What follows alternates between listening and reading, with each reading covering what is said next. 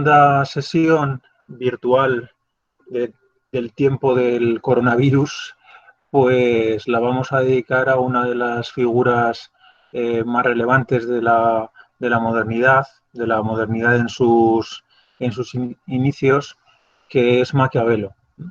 Una figura pues a la que yo creo que se le ha hecho una lectura bastante incorrecta a lo largo de la historia.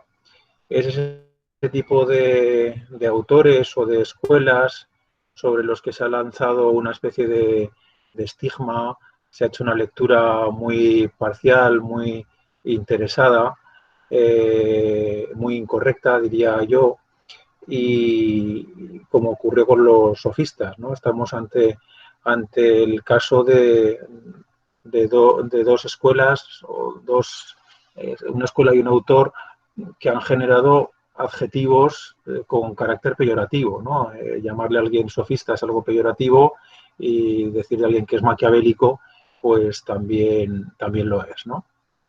Entonces, la primera cuestión que habría que reflexionar es sobre cómo se nos ha trasladado una imagen de Maquiavelo, pues que quizá, y sin quizá, no se ajuste a lo que realmente es el planteamiento político del autor, ¿no? Precisamente esta es la primera cuestión con la que quisiera empezar, antes incluso de entrar en el desarrollo de su planteamiento. Una pequeña reflexión en torno a lo que supone Maquiavelo en la historia del pensamiento. Porque se trata, yo creo, fundamentalmente de quitarnos esa lectura facilona, rápida y prejuiciosa que hace de Maquiavelo, el teórico del poder absoluto, y que podíamos simplemente sintetizar con esa frase de que el fin justifica los medios. Es ciertamente es una lectura que nuevamente podemos encontrar en sus textos, pero como veremos a lo largo de la sesión, pues es una lectura parcial y que corresponde únicamente a una de las orientaciones de su pensamiento y que es preciso contextualizar de manera muy clara, porque realmente lo que vamos a encontrar o de lo que vamos a hablar es de dos Maquiavelos, ¿no? Un Maquiavelo que apunta en esa dirección, aunque también matizaremos esa dirección porque no responde exactamente a esos perfiles que nos han pretendido trasladar de defensa del poder absoluto, pero existe otro Maquiavelo tremendamente comprometido con los procedimientos democráticos, con el poder de la multitud, pues que suele quedar oculto por el primero y del que no se suele tener noticia. Son dos lecturas que se podrían ceñir a dos textos. La primera es la que podemos encontrar en El Príncipe, pero ya digo que la matizaremos. Y la segunda es la lectura que podemos encontrar en los discursos sobre la primera década de Tito Livio, un muy extenso libro en el que Maquiavelo, tomando como base los primeros 10 libros del historiador romano Tito Livio, hace una reflexión sobre la historia y la política. De ahí el título de discurso sobre la primera década de Tito Livio, los primeros 10 libros de Tito Livio, lo cual nos lanza ya una primera nota caracterizadora de Maquiavelo, y es su enorme interés por la historia. Es un autor que concede un enorme interés a la historia, que entiende que la historia es maestra de vida, como también dijo Cicerón, y que hay que acudir a ella como base fundamental para la construcción de un discurso político. Que el discurso político no puede construirse sin la referencia a la historia. Bien, entonces Maquiavelo es un autor, como decía, con diferentes perfiles, y aquí de lo que se trataría es de subrayar que hay un segundo perfil, no el perfil que conocemos habitualmente, sino que hay un segundo perfil pues que no encaja con el tradicional. Eso lo resume muy bien Rousseau, Jean-Jacques Rousseau, cuando dice lo siguiente de Maquiavelo. Dice: fingiendo dar lecciones a los reyes, se las ha dado y muy grandes a los pueblos. Es decir, justo lo que está planteando es que en Maquiavelo no encontramos un teórico del poder absoluto, sino alguien que desvela los entresijos del poder absoluto para dar estrategias políticas al pueblo. Eh, Creo que esto es muy interesante y también lo entendió así un teórico italiano marxista que quizá os suene, que es Antonio Gramsci, muy famoso por sus cartas desde la cárcel. Gramsci fue secretario general del Partido Comunista Italiano a finales de los años 20. Mussolini lo llevó a prisión y murió a principios de los años 30 a resultas de las condiciones en las que había vivido en prisión. Y ahí en prisión escribió numerosos textos que se agruparon, he dicho cartas y quiere decir cuadernos, en los cuadernos de la cárcel, en los cuadernos de la cárcel, algunos de los cuales, algunas de las reflexiones se centran en el análisis de la obra de Maquiavelo. Y precisamente lo que dice Gramsci de Maquiavelo es que Maquiavelo enseña a quien no sabe. Es decir, que Maquiavelo no tenía necesidad, o que el príncipe no tenía necesidad de los consejos de Maquiavelo, que el príncipe ya sabe muy bien cómo gestionarse con el poder, y Gramsci entiende que Maquiavelo a quien está hablando es al pueblo, a la multitud, para darle estrategias para la intervención en política. Sin embargo, Hegel hace la lectura tradicional de Maquiavelo y lo entiende como un teórico del poder absoluto. Sin embargo, si nos remontamos a Spinoza, Spinoza lo califica como acutissimus vir, es decir, como un personaje muy agudo, ¿no? Como un hombre muy agudo, y traza una línea de coincidencia con él en algunos elementos de la política, y por lo tanto lo reivindica en esa línea más democratizadora que representa el propio Spinoza. Hay un autor francés, creo que lo he mencionado en alguna ocasión, Louis Althusser, que habla de la soledad de Maquiavelo. Tiene un texto que se titula así, La soledad de Maquiavelo. En España se ha publicado en ACAL un libro con ese título, aunque luego en el libro vienen muchos más textos de Althusser, no solamente el de La soledad de Maquiavelo. Y cuando Althusser habla de la soledad de Maquiavelo, lo que está intentando poner de relieve es que Maquiavelo es difícilmente adscribible a una escuela concreta, y por eso su soledad, o como diría Negri de Spinoza, su anomalía. Estamos ante autores, Maquiavelo, Spinoza, los que veremos en la Revolución Inglesa del 17, solitarios en ese sentido, anómalos, pues porque no coinciden con esa línea mayoritaria de la modernidad de la que hablamos ayer, y construyen un discurso antagonista, crítico, en los márgenes de esa modernidad. Y yo creo que esto es interesante para comenzar a hablar de Maquiavelo, dejar sentado que la lectura tradicional, la lectura que hace de él un teórico del absolutismo, puede y debe ser muy matizada, como a lo largo de la historia del pensamiento ya se han encargado de hacer algunos teóricos, de subrayar algunos teóricos. Y vamos a intentar a lo largo de los siguientes minutos pues desentrañar esa lectura de Maquiavelo, que nos presenta otra cara del autor florentino. Florencia, por tanto, ¿no? Estamos en la Florencia de los siglos finales del siglo XV, comienzos del siglo XVI, la Florencia de los Medici, la Florencia del esplendor renacentista, pero también una Florencia atravesada por conflictos políticos y sociales de hondo calado, en el contexto de una península itálica pues también atravesada por esos conflictos y guerras, porque en aquella época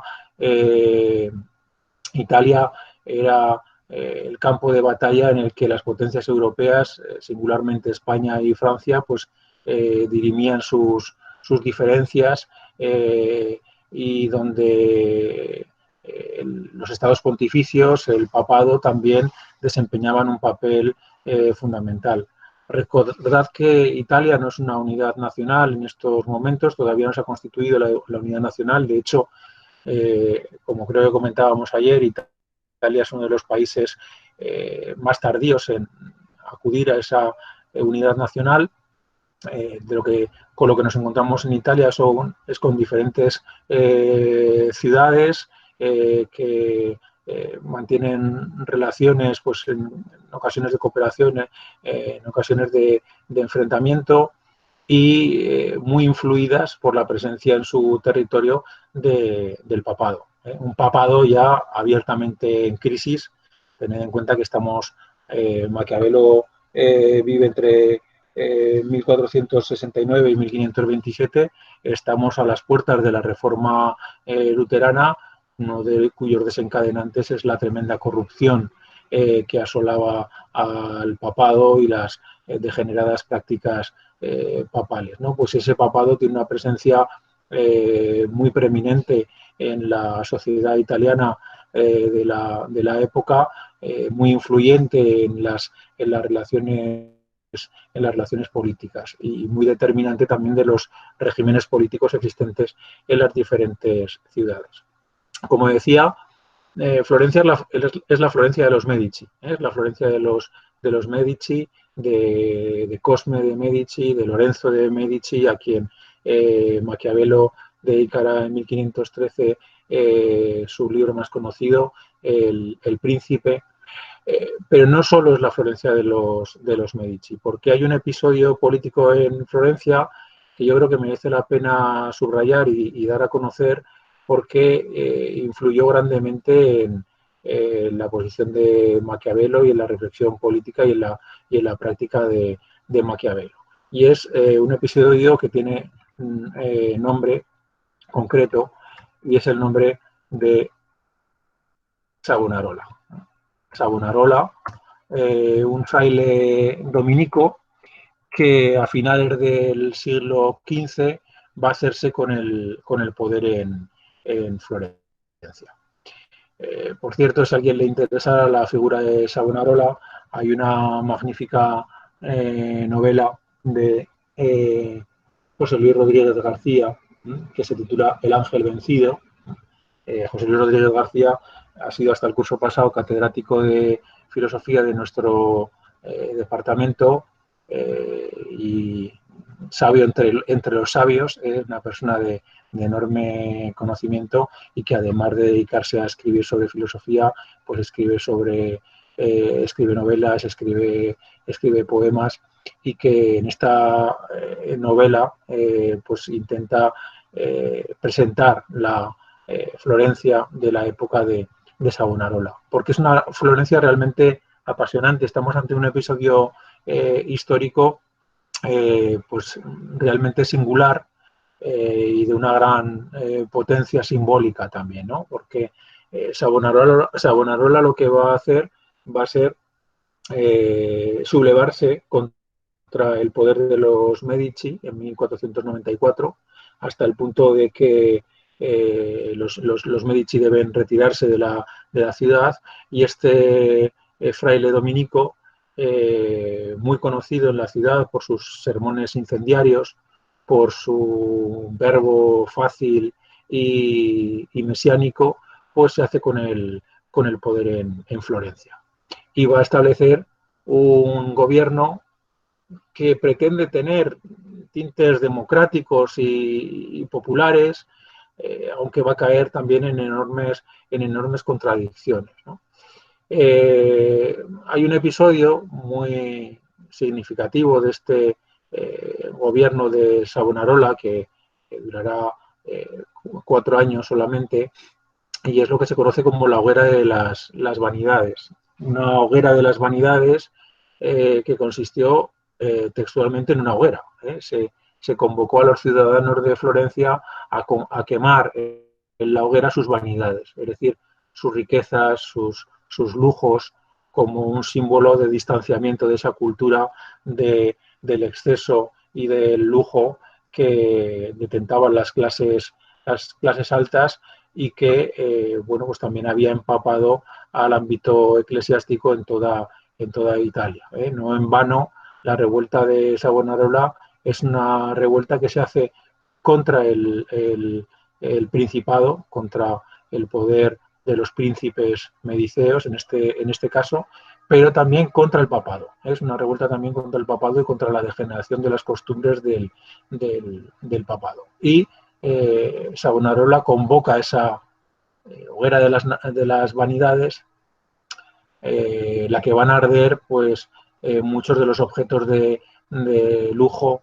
de la Florencia coetánea e incluso algunas obras de arte que el propio Botticelli se encarga de lanzar al fuego. Es decir, es un momento de efervescencia social y política capitaneado por este fraile dominico que reivindica un poder popular, un poder orientado al bien común, eh, pero que, como digo, va a ser un episodio corto en la historia de Florencia, porque tras la excomunión que sufre por parte del papado, va a ser derrotado Savonarola y finalmente ejecutado en 1498.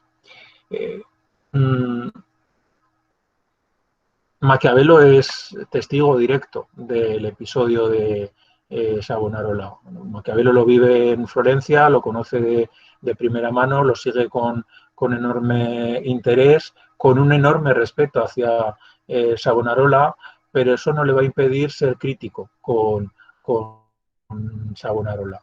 Y va a ser crítico, en primer lugar, por lo que él entiende incoherencias del propio Savonarola, ¿no? Fijaos lo que escribe en este libro segundo que os he mencionado, Los discursos sobre la primera década de Tito Livio. Allí en uno de sus capítulos dice lo siguiente: habiendo Florencia reordenado el Estado después del 94 con la ayuda de Fray Girolamo Savonarola, cuyos escritos muestran la doctrina, la prudencia y la virtud de su ánimo, y habiendo hecho los ciudadanos, entre otras constituciones, una ley protectora de la seguridad por la que se podían apelar ante el pueblo aquellas sentencias que en asuntos de Estado hubieran dictado los ocho y la señoría, ley que apoyaron durante mucho tiempo y que obtuvieron con gran dificultad, sucedió que poco después de la confirmación de esta fueron condenados a muerte por la señoría por motivos de Estado 5 ciudadanos, y queriendo estos apelar no se les permitió y no fue observada la ley. Esto le arrebató más reputación a aquel fraile que ningún otro incidente, porque si aquella apelación era útil, debía hacerla observar, y si era inútil, no debía haberla hecho votar.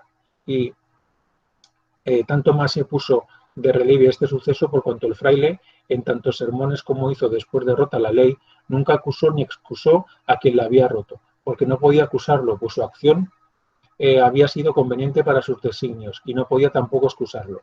Esto descubrió su ánimo ambicioso y partidista, le restó reputación y suscitó muchas críticas. Es decir, que Maquiavelo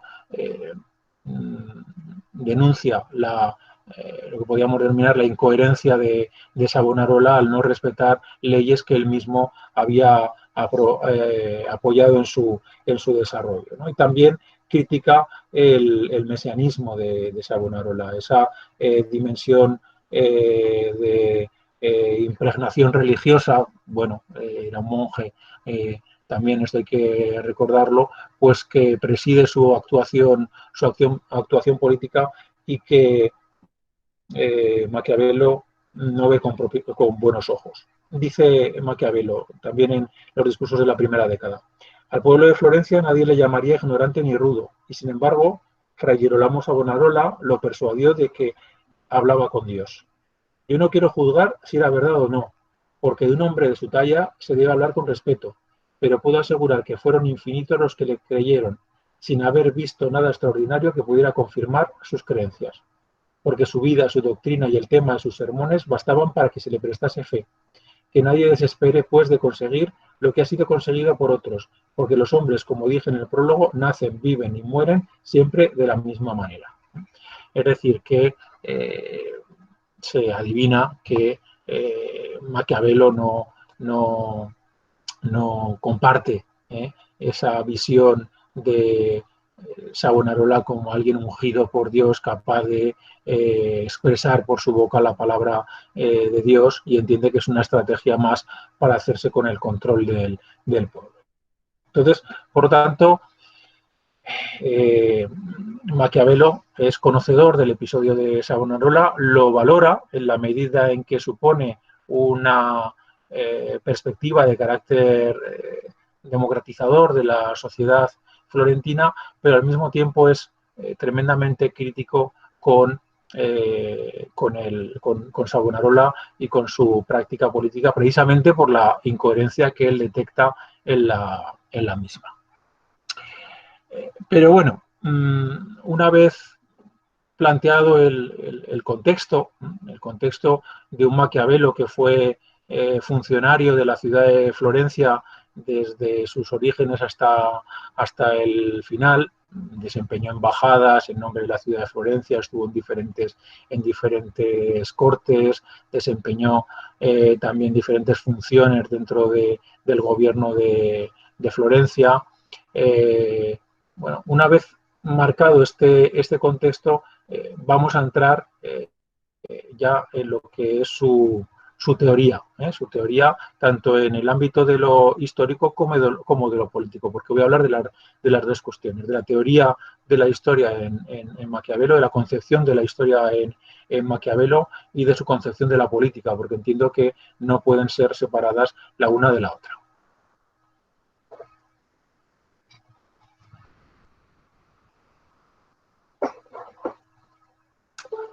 Bien, vamos a pivotar sobre dos obras. Insisto, El Príncipe, de 1513, y los discursos sobre la primera década de Tito Livio, cuyas fechas de inicio y de final son 1512 y 1517. Con lo cual, fijaos, ya tenemos la primera cuestión muy interesante, y es que El Príncipe es un paréntesis en la redacción de los discursos de la primera década de Tito Livio. Es decir, no estamos hablando de alguien que escribe 40 años más tarde una obra y cambia de perspectiva. No, estamos hablando de alguien que está redactando una obra, la aparca momentáneamente para redactar otra y luego continúa redactando en la que estaba redactando con la coherencia que presidió el inicio de la misma. Con lo cual, no podemos entender que estamos ante, podríamos decir, dos Maquiavelos que presentan, que han experimentado un cambio político por cualquier circunstancia que le pudiera haber acontecido. No, estamos ante un Maquiavelo que decide escribir sobre dos temas, sobre dos sujetos, en función de lo que él entiende son necesidades políticas del momento, en función de la coyuntura. Y subrayo esta palabra coyuntura porque, como vais a ver, un poquito más adelante la voy a volver a mencionar.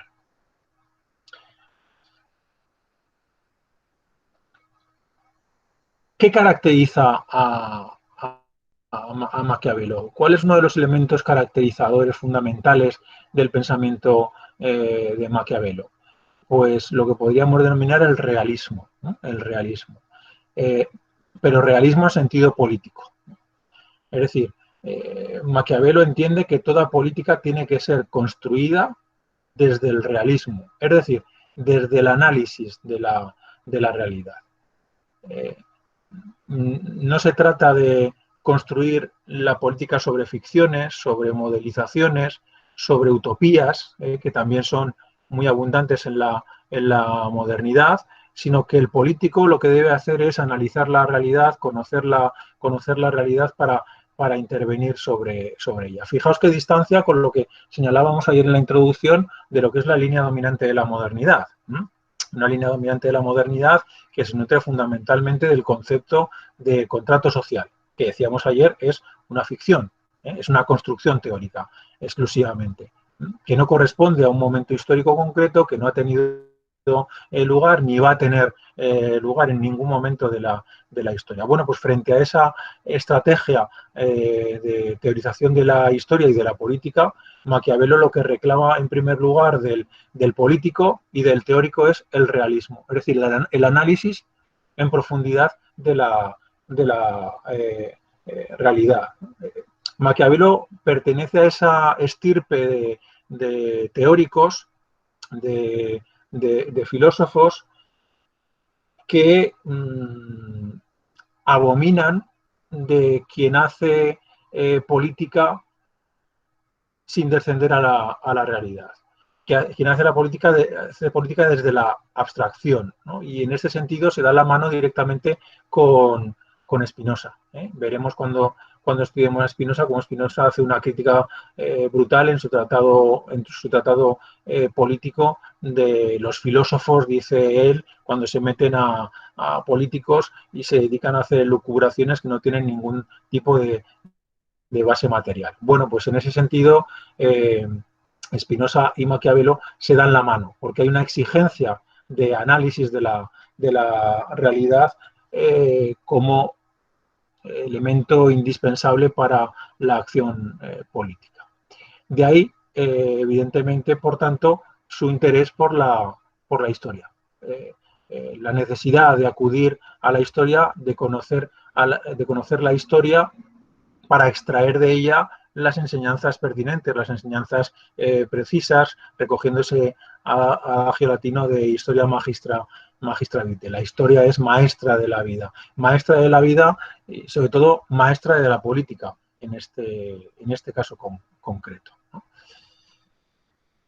Por ello, Maquiavelo va a plantear incluso un método, que es el método histórico-inductivo, el método, por tanto, que acude a la historia para conocer la historia, para extraer de ella las enseñanzas pertinentes para nuestro presente. La historia no solamente es un recorrido por monumentos del pasado, por hechos del pasado, sino que la historia es un material vivo que nos debe servir, sin ninguna duda, para mirar nuestro presente con esa carga de sabiduría, de conocimiento, de experiencia que nos aporta la propia historia. Importancia de la historia. Digo, una historia en la que Maquiavelo se va a empeñar en buscar la explicación de los procesos, el porqué de los procesos. Maquiavelo se pregunta por qué acontece el proceso histórico, cuáles son las causas que explican el desarrollo del proceso histórico. Y aquí Maquiavelo va a desarrollar un planteamiento que, como ya dije en su momento, lo aproxima a uno de los grandes historiadores de la antigüedad, a Tucídides. Recordad que cuando hablamos de Tucídides, pues pusimos de manifiesto cómo Tucídides entendía que en la historia se desempeñaban la fortuna y la inteligencia, que era un juego entre fortuna e inteligencia. Bueno, pues Maquiavelo, recogiendo directamente esa enseñanza tucididea, lo que va a decir es que la historia es el juego que se resuelve entre la fortuna y la virtud. La fortuna y la virtud. Fortuna en el sentido de azar, ¿no? Aquello que acontece, aquello que sucede. La historia no deja de ser una sucesión de hechos que muchas veces son fruto de azares, de devenires incontrolables. Pero al mismo tiempo, ese proceso histórico de azares y devenires puede ser moldeado, puede ser encauzado, puede ser dirigido a través de lo que él denomina la virtud. la virtud que no es otra cosa que la capacidad de intervención sobre el proceso histórico. La virtud es la capacidad estratégica de intervenir sobre la historia. De tal manera que cuanto más poderosa es la virtud, más puede intervenir sobre la fortuna. Y cuanto menor es la virtud, cuanta menor es la inteligencia, por decirlo con palabras de Tucídides, menor es la capacidad de intervenir sobre la historia. Por lo tanto, de aquí evidentemente se deduce la necesidad de un conocimiento de los procesos históricos, una necesidad de conocimiento del funcionamiento de la historia, una necesidad de conocimiento de lo que ha acontecido en la historia para reforzar las enseñanzas que puedan nutrir nuestra virtud a la hora de afrontar el presente. Un sujeto será tanto más virtuoso cuanto más conozca su historia, cuanto más conozca su presente y, por lo tanto, cuantas más herramientas se dote para intervenir sobre la realidad. Y fijaos que cuando digo sujeto, puedo estar hablando de un sujeto individual, el príncipe, o puedo estar hablando de un sujeto colectivo, el pueblo, la multitud. Cualquiera de ellos tendrá una mayor capacidad de intervenir sobre lo real, de hacer política, en última instancia, y de ahí el vínculo entre historia y política. Cualquiera de ellos tendrá una mayor capacidad de intervenir sobre lo real, cuanta mayor sea su virtud, cuanto mayor sea el conocimiento que tenga de esa realidad y del proceso histórico que ha llevado a ese presente. El actuar, por tanto, del sujeto es un actuar en un contexto concreto. Por eso, algunos autores, como es el caso de Althusser, a quien citaba antes, pero también de Toni Negri, Antonio Negri, a ver qué no escribe.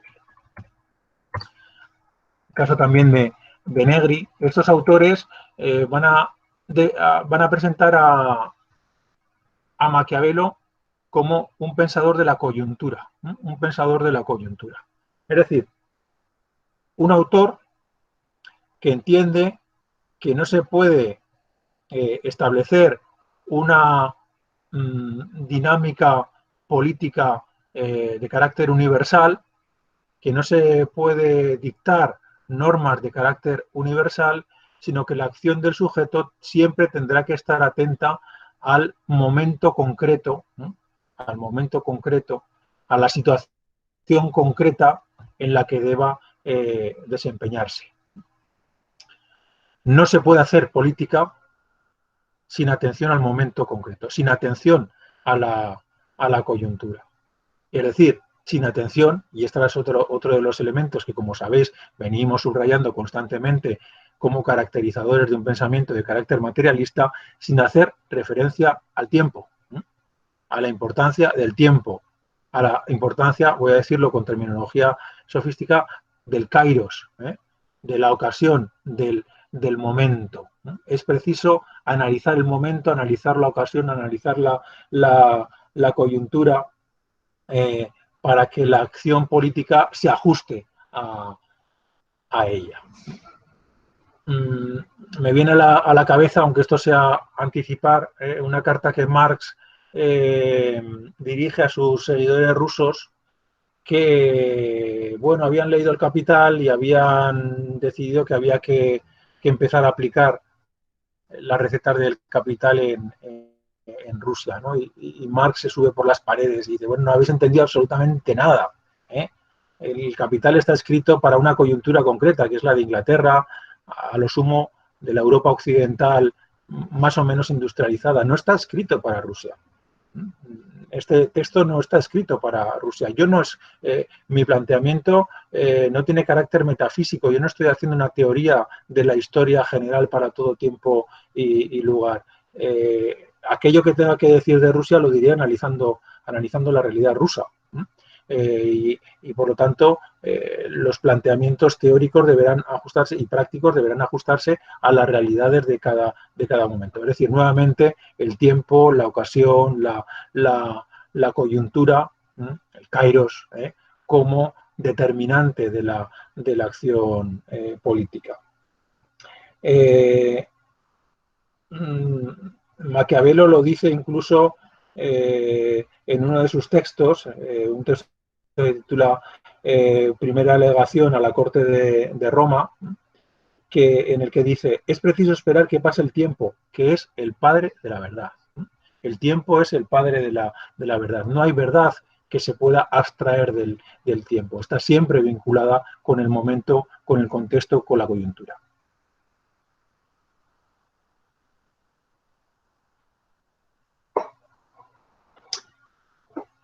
Pensador de la coyuntura, decimos, pero también, y tremendamente importante, pensador del conflicto.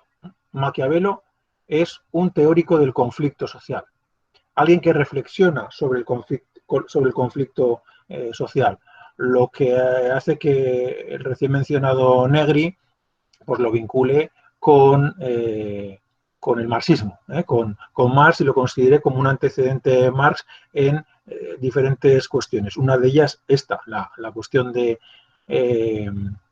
la cuestión del conflicto. Negri establece dos líneas en la modernidad, una que sería Hobbes,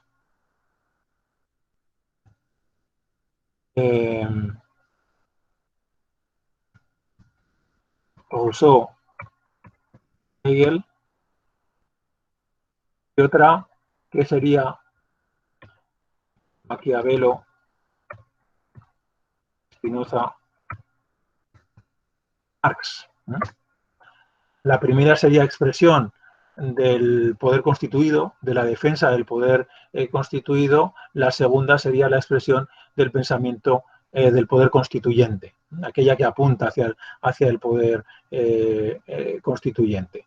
Y Maquiavelo, por lo tanto, aparecería como un ancestro de Marx. Pero en cualquier caso sí que Negri subraya la dimensión de Maquiavelo como pensador del conflicto. Y para sustentar su afirmación, en este libro, que es tremendamente interesante, bueno, yo veo que no sé si a ellos aparecerá invertido, yo lo veo invertido, El poder constituyente, de Antonio Negri, aunque es un pequeño tocho y bastante duro de leer, pero es muy, muy interesante. En este libro, Negri cita a Maquiavelo y cita al Maquiavelo de las historias de Florencia, de las historias florentinas. Fijaos, hemos mencionado los discursos sobre la primera década de Tito Livio, es decir, un libro de historia, y ahora otro segundo libro de historia, Maquiavelo, lo cual señala la importancia que le concede a la historia, las historias florentinas, o la historia florentina, en el que dice que se decide escribir una historia de Florencia porque las historias anteriores no describen bastante, cito, las discordias civiles, las amistades intrínsecas y los efectos que de ellas han nacido. No comprendo, por lo tanto, la razón de que estas divisiones no sean dignas de ser particularmente descritas. Y él se va a preocupar fundamentalmente de describir esas tensiones que caracterizan a la historia de Florencia, y va a entender la historia de Florencia como el fruto de esas tensiones sociales que la caracterizan. Con lo cual, Negri ahí ve un antecedente del concepto marxiano de lucha de clases. Bueno, no es un concepto acuñado por Marx, el de lucha de clases, pero sí que se ha popularizado a partir de Marx.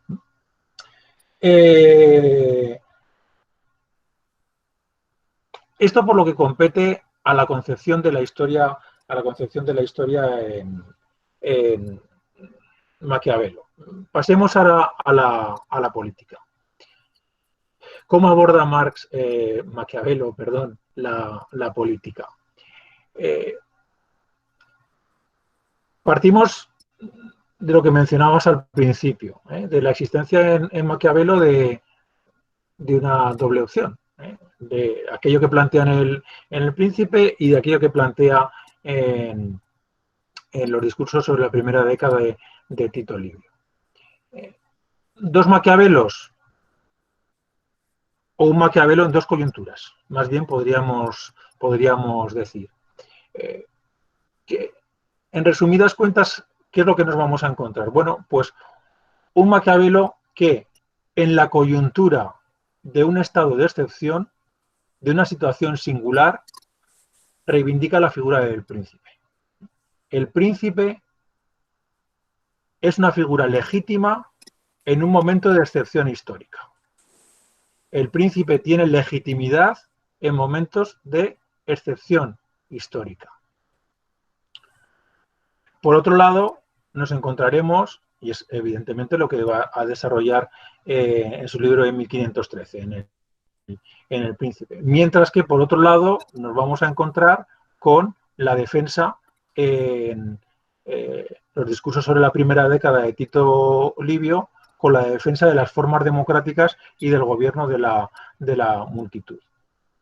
No hay contradicción entre estos dos planteamientos. No hay contradicción en la medida en que el Principado se plantea como una estrategia de momentos de excepción y la democracia como la forma de gobierno en momentos de normalidad. Y es lo que precisamente está apuntando Maquiavelo, esa distinción coyuntural entre diferentes formas de gobierno. El príncipe, por lo tanto, debe ser aquel con capacidad para gestionar un momento de excepción. Esto me hace lanzar la mirada hacia atrás y hacia adelante. Hacia atrás, ¿por qué? Pues porque Maquiavelo, enorme conocedor de la historia, enorme conocedor sobre todo de la historia de Roma, apasionado de la historia romana, Maquiavelo, cuando está dando esta caracterización del príncipe, no está hablando de otra cosa que de la dictadura romana. La dictadura romana, como creo que ya mencioné de pasada en algún momento en clases anteriores, es una forma de gobierno para momentos de excepción. Cuando la República se ve amenazada, esta concede poder de excepción a un dictador para que haga frente a esa situación de excepción y le da un plazo generalmente de 6 meses. Si la situación se resuelve antes de esos 6 meses, la dictadura concluye. Si a los 6 meses no está resuelto, puede prorrogarse el poder del dictador. Entonces, Maquiavelo lo que está haciendo es recoger esa enseñanza de una institución romana, la dictadura, y trasladarla al presente de su teorización política. Pero decía que también esto lo podríamos lanzar hacia el futuro en la medida en que, como sabéis, bueno, ese concepto de dictadura luego también es recogido de manera un tanto especial por el marxismo, ¿no? Con esa teoría, con ese planteamiento de la dictadura del proletariado.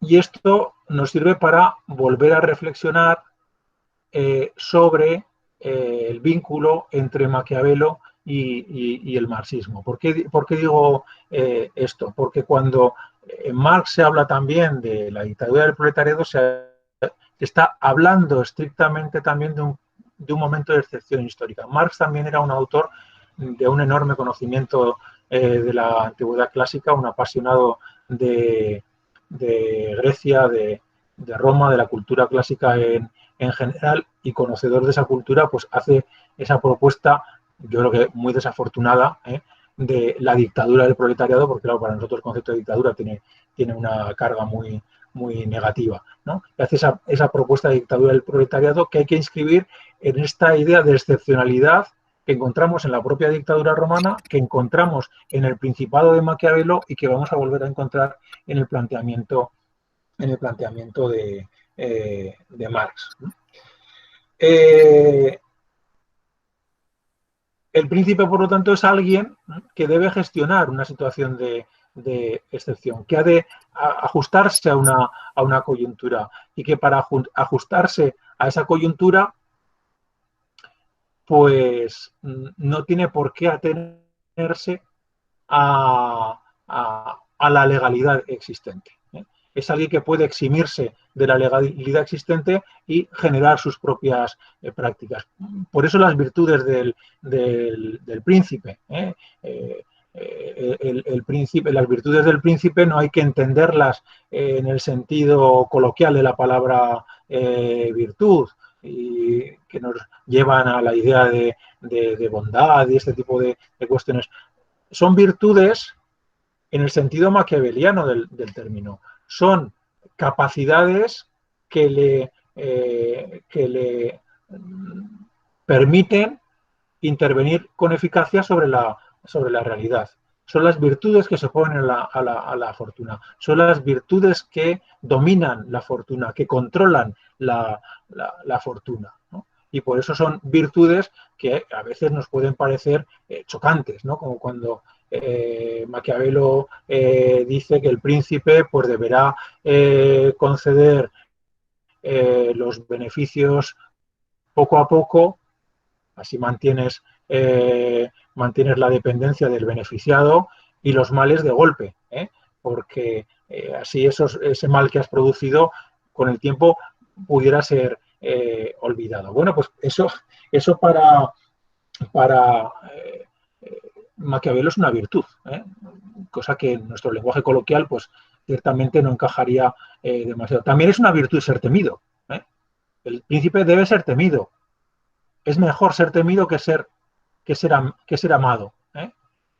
Ahora, lo que no debe ser es odiado, dice Maquiavelo. ¿Por qué es mejor ser temido? Porque cuando se tiene miedo, la gente no se atreve a llevar la contraria. Y por lo tanto, el príncipe, en esa situación de excepción, como tiene que tener el control absoluto sobre la realidad, pues debe utilizar el miedo. El miedo, por lo tanto, como estrategia política, también en momentos de excepción, porque una reflexión muy interesante que podríamos lanzar aquí es si el miedo es un instrumento político eficaz a largo plazo.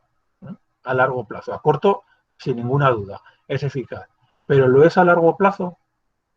¿O a largo plazo son más eficaces, como diría Logdon, recogiendo a Spinoza, los afectos alegres, tal como ha entendido nuestro capitalismo contemporáneo? Logdon dice que el capitalismo contemporáneo, el capitalismo fordista y posfordista, aunque el neoliberalismo pues está distorsionando todo, pues se caracteriza por ser el primer sistema político y social que gobierna a base de afectos alegres, y que ha conseguido controlar a la población a través de afectos alegres. Bueno,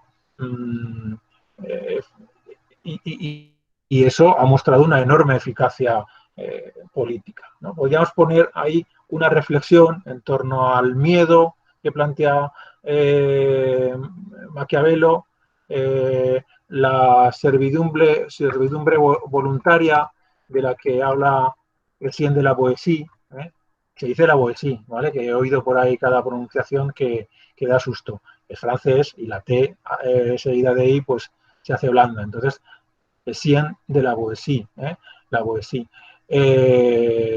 Con su planteamiento de la servidumbre voluntaria, que a mí me parece tremendamente cuestionable. Yo no creo que la servidumbre sea nunca voluntaria, si acaso pudiera ser inconsciente, pero voluntaria yo lo dudo mucho, y el planteamiento lordoniano del control por afectos alegres. Pero bueno, esto os lo lanzo Bueno, mira, ahí tenéis un tema de reflexión para vuestros posibles trabajos, los modos de dominación, las maneras de la dominación, ¿no? El príncipe se halla, por tanto, más allá de la moralidad, ¿no? El príncipe se halla más allá de la moralidad y por eso, consecuentemente, el fin justifica los medios, ¿eh? El príncipe puede hacer aquello que considere oportuno para conseguir aquellos fines eh, que, que, se ha planteado como objetivo, ¿eh?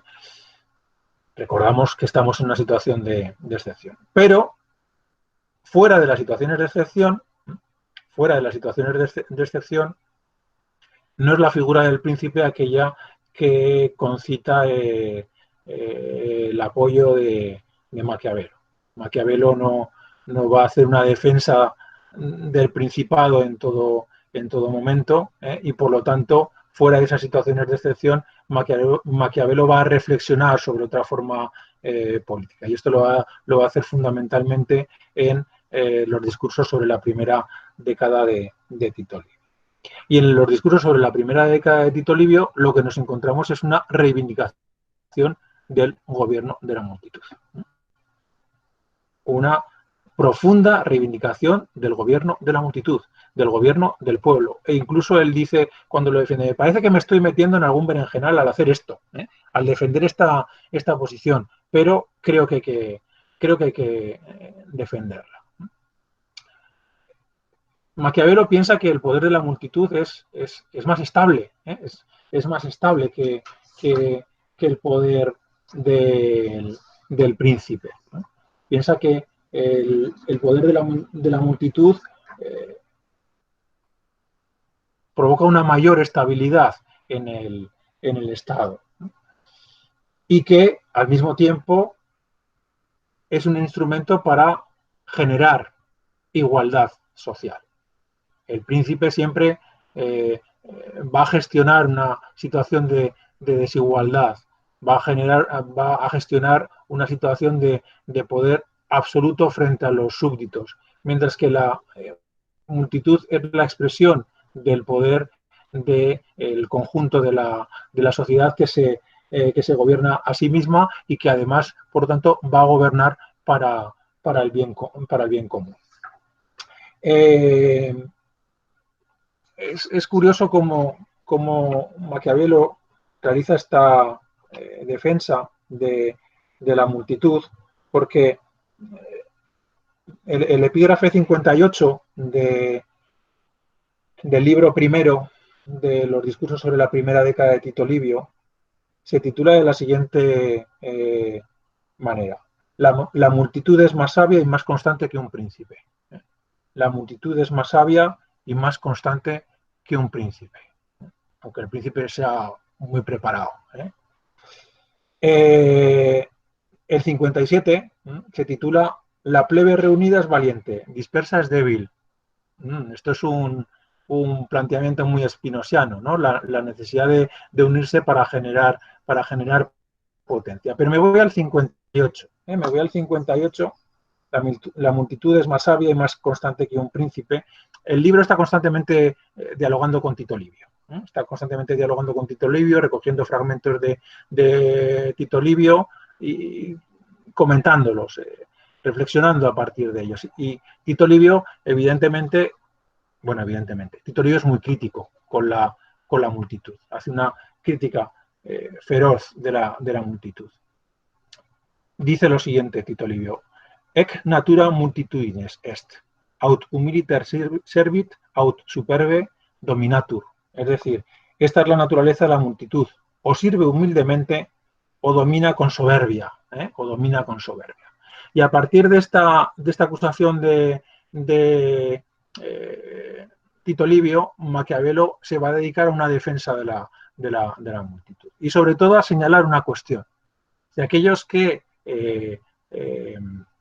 acusan a la multitud de ciertos defectos, esos defectos exactamente iguales los encontramos en el príncipe. Que no me digan que la multitud tiene esos defectos y que a continuación callen los defectos del príncipe. el príncipe y la multitud pueden tener los mismos defectos. Lo que pasa es que el príncipe los acentúa. El príncipe acentúa los defectos de la multitud. Leo. Yo no sé si me estoy metiendo en un campo duro y tan lleno de dificultades que me obligará a abandonarlo con vergüenza o defenderlo con dificultad, al ponerme de parte de aquella a la que todos los escritores acusan.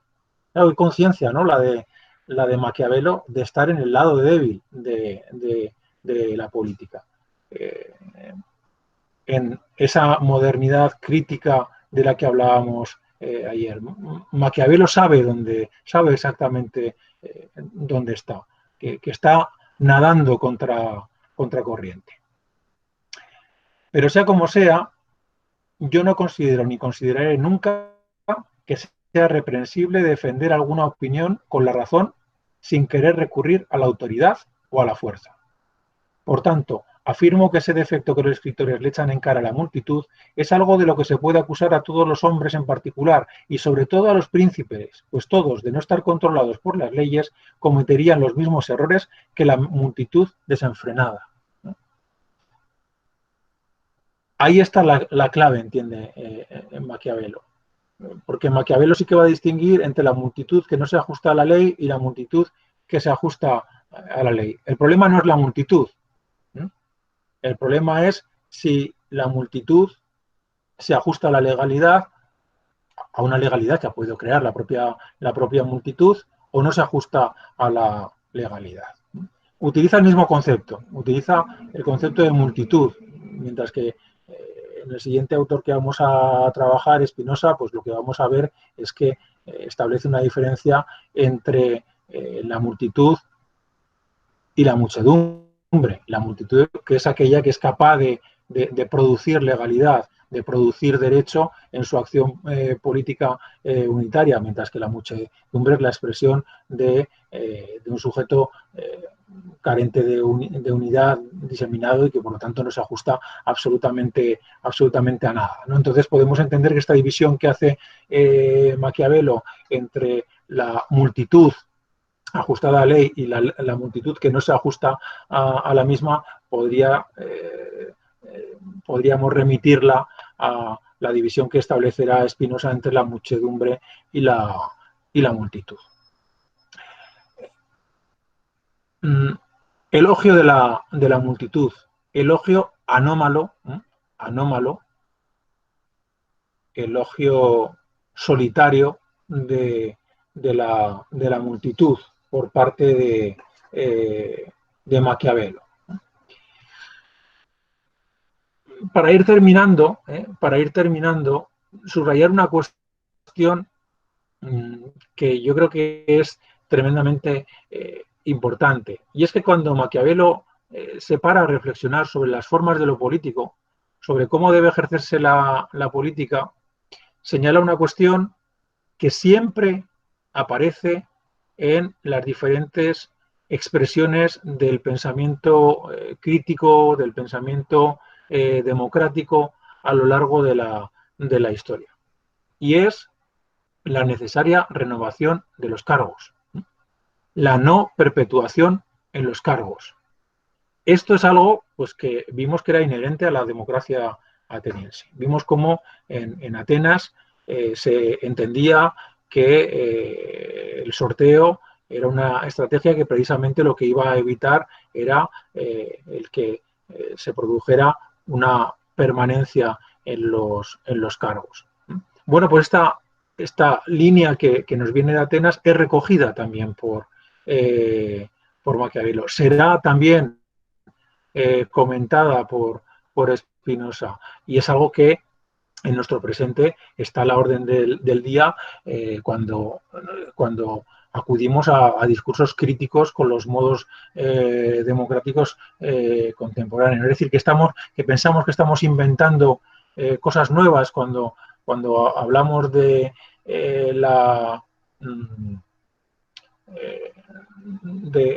de colocar cortapisas temporales a los cargos, y es algo que nos viene de 2500 años atrás. Por ello, cuando fuerzas políticas que en la actualidad se se reclaman del 15M y que plantean en futuras asambleas pues ampliar los mandatos de 8 a 12 años, como estamos escuchando, pues desde esta perspectiva parezca una muy mala noticia, una muy mala noticia porque nos habla de cómo algo que la tradición crítica, la tradición antagonista, pues ha entendido como fundamental a lo largo de la historia, pues es algo que encuentra siempre muchas resistencias dentro de las propias organizaciones políticas, dentro del poder. Y ese es otro elemento también muy interesante para, para reflexionar. Bien, para acabar, para acabar ya con esta breve presentación de Maquiavelo y no extenderme demasiado, que este procedimiento yo creo que es más exigente que una clase presencial. Me gustaría acabar con una referencia althuseriana, con una referencia que hace Althusser a Maquiavelo. Yo creo que Althusser ha hecho algunas lecturas muy interesantes sobre Maquiavelo, bueno, y en general, ¿no? Althusser es un autor pues, que merece mucho la pena ser leído. Y Althusser utiliza un concepto para Maquiavelo que a mí me parece muy bien traído, que es el concepto de acumulación política originaria. El concepto de acumulación política originaria. Evidentemente, Althusser, que es un gran conocedor de Marx, yo diría que el marxista más prestigioso de Francia y sin ninguna duda del Partido Comunista francés, pues está haciendo un guiño al concepto de acumulación originaria de Marx, del que creo que hablamos ayer, cuando hablábamos de la acumulación de la acumulación de capital que estaba en el origen de la aparición de las fábricas, ¿no? Y bueno, de la misma manera que Marx denuncia que el pensamiento liberal pues intenta camuflar el origen de la acumulación de capital, haciendo referencia a un hilo tempore, a un pasado remoto y a la noción de esfuerzo, etcétera, etcétera, para cubrir de alguna manera esos trazos de sangre y fuego que caracterizan a la historia y que están detrás de la verdadera acumulación de capital, pues Althusser señala que Maquiavelo también tiene la virtud de señalar cómo el poder político también está asentado sobre esas relaciones de fuerza. Y por eso habla de la acumulación política originaria. Que el poder está instalado en determinadas geografías, en determinadas manos, no como consecuencia pues, de virtudes personales, de necesidades históricas, de intervenciones divinas justificatorias, etcétera, etcétera, sino como el efecto de una lucha histórica y de una lucha social que ha llevado a la configuración de las sociedades tal como son en un determinado momento histórico. Maquiavelo, con su análisis del conflicto, apunta en esta dirección, señala esta realidad, hace ver que el conflicto es la base del proceso histórico, es la base del poder, y en esas dinámicas históricas y sociales, Maquiavelo va a presentar la novedad de hacer una apuesta por la multitud, por los procedimientos democráticos en los que la figura del príncipe aparece exclusivamente como una excepción histórica. Bueno, pues esto era lo que os quería contar hoy, y ahora si tenéis preguntas sobre la sesión, pues aquí estoy para contestarlas por el chat o en directo, en vivo y en directo, como mejor prefiráis. Yo tengo una pregunta. A ver, ¿Te la digo? Francesco, dime. Ah, Francesco. No, sí, dímela, dímela. Así Francesco la y yo yo todo el somos mundo. personas distintas, ¿eh? Ah, es que había visto. Vale, venga, pues ¿quién eres? Yo soy Lorenzo. Ah, vale. Venga, dime. Que si la, que si la escritura del príncipe corresponde al momento de gobierno del fraile Dominico Savonarola. No, no, no, no. No, fíjate, Savonarola es 1494, 1498, el príncipe es 1513, ¿eh? Cuando se produce el regreso al poder de los Medici, en concreto de Lorenzo de Medici. O Vale. sea ¿Y que guarda relación con la insurrección de Savonarola o no? bueno, no, no, no. A ver, no. Quiero decir, está actuando ahí en la memoria de Maquiavelo, sin ninguna duda, ¿eh? Pero no es una respuesta a lo que supone la insurrección de Savonarola. No, mira, ahí hay una interpretación, sobre todo la que hace Negri, y es que Maquiavelo es uno de los primeros en pensar la posibilidad de una unidad nacional en Italia y que entiende que la única figura que puede propiciar esa unidad nacional frente al Italia en aquel momento estaba siendo invadida pues por los franceses, por los españoles, estaba sometida al poder del papado y entiende Maquiavelo que la única manera de conseguir frenar esa debilidad italiana sería a través de una figura excepcional que generara esa unidad entre los italianos y que quizá pudiera ser el príncipe, ¿no? A eso es a lo que se está refiriendo. Vale, muchas gracias. De nada. ¿Alguna más?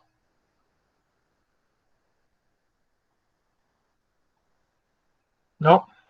La mía la había escrito por el chat. Ah, vale, que no lo he visto. Espera. Vale. ¿De qué manera se alternaría el gobierno del príncipe con el del pueblo según Maquiavelo? Porque si el príncipe ostenta un poder más allá de la moral, podría ser muy emblemático a la hora de tener que abandonar el poder tras la situación de excepción, al igual de lo que sucedía en Roma con las dictaduras. Sí, muy bien visto. Efectivamente, claro, el príncipe corre el riesgo de decir que lo de la temporalidad, nada de nada, ¿no?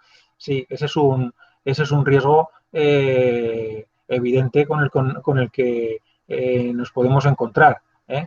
Yo insisto en que Maquiavelo creo que lo piensa más en la clave de la unidad nacional de Italia y que entendería que una vez producida esa unidad nacional, conseguido el objetivo, el príncipe podría retirarse cumplida la función. Pero claro, ahí estamos hablando de una coyuntura pues que es incierta porque está en el futuro y no sabemos qué es lo que va a suceder.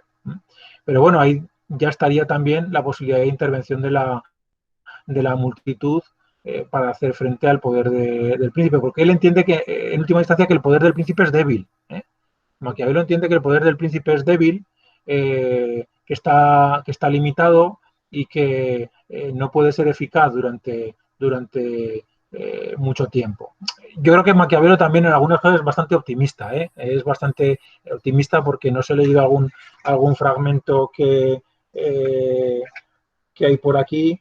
Eh, lo leí hasta mañana, pero bueno, dice unas cosas hace un elogio de la multitud que a veces dices, hombre, las multitudes no se corrompen, las multitudes son muy eficaces. Y dices, bueno, cuidado, cuidado que, esto que estás apuntando, no sé yo si realmente podemos sacarlo de la historia, tanto a que a él le interesa, ¿no? Entonces, claro, esto nos sitúa ante una coyuntura de futuro que es difícil de saber más que en el momento de la práctica, en el momento de la práctica, qué es lo que sucedería. Maquiavelo lo que está es teorizando cómo, en este caso, cómo debiera ser. Vale, perfecto. Muchas gracias. Y nada. ¿Alguna cosa más?